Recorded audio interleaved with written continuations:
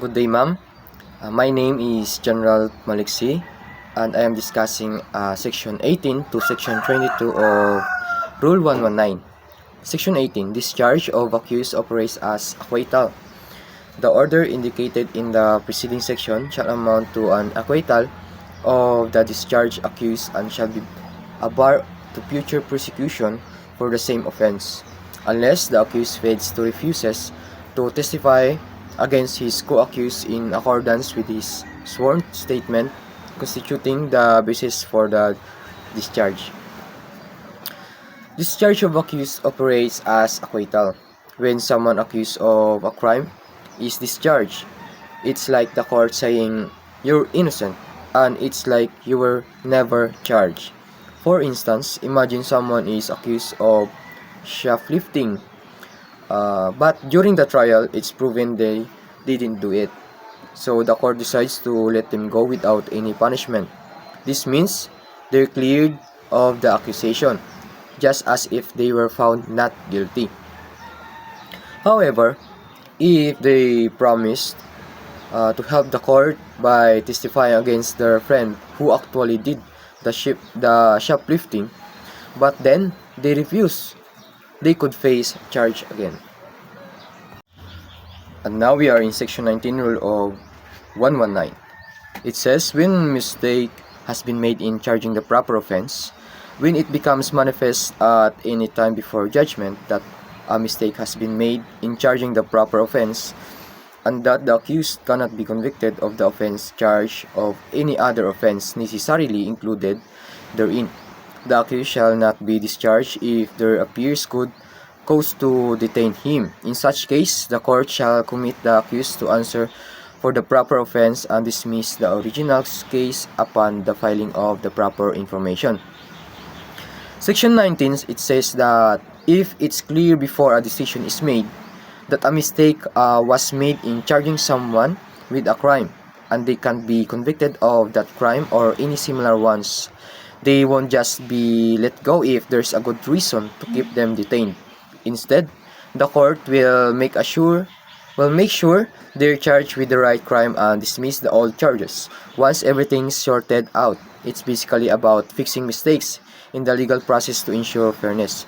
For example, imagine someone is arrested for theft, but during the trial, it becomes evident that the evidence actually supports a charge of fraud instead.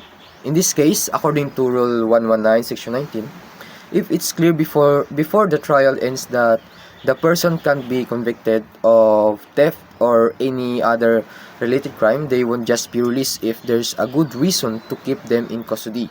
Instead, the court will ensure that they are properly charged with fraud and dismiss the original theft charges once the correct legal procedure are followed. This way, even if there was a mistake initially, justice can still be served by charging the person with the appropriate offense. Now we are in Section 20. Appointment of acting prosecutor.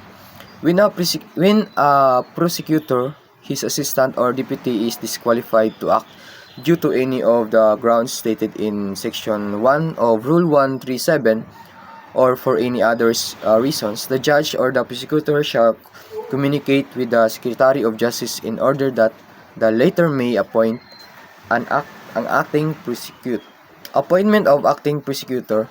If the usual lawyer who prosecutes cases can't do it for some reason, like being sick or having a conflict of interest, the judge or the remaining lawyer in the team contacts the Secretary of Justice. Then, the Secretary of Justice appoints another lawyer to step in temporarily. It's like having a substitute teacher in school when the regular teacher is absent, ensuring that the legal process continues smoothly when there's a hiccup. Section 21. Exclusion of the public. The judge may motu proprio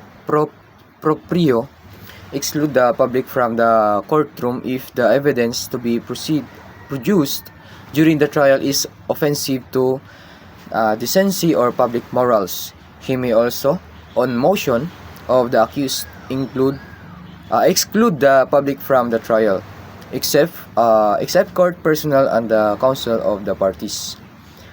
This section, exclusion of the public during a trial. If something comes up that not suitable for everyone to see or hear, like private information or disturbing images, the judge might ask people who are not directly involved in the case to leave the courtroom.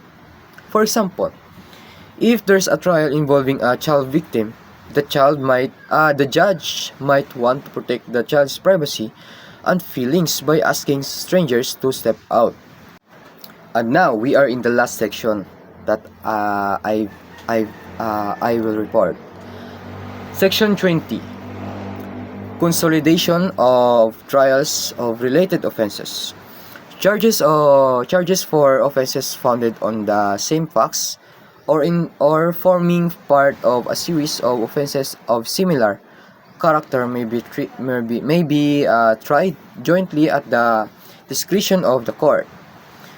This section, consolidation of trials of related offenses. Sometimes multiple crimes are connected or similar. Instead of having separate trials for each one, the court might decide to combine them into a single trial. For instance, if someone is accused of stealing a car and then using it to commit a robbery, the court might decide to have just one trial for both crimes.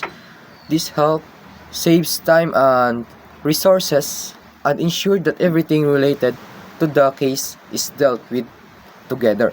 It's like handling all ingredients for a recipe at once instead of separately. So, I think you understand what I'm telling here, no? Because I am discussing very, very clear and very easy to analyze or to understand. So, if you are watching this video, you are great to hear what I am explaining those sections. So, that's all. I hope I explained it very well.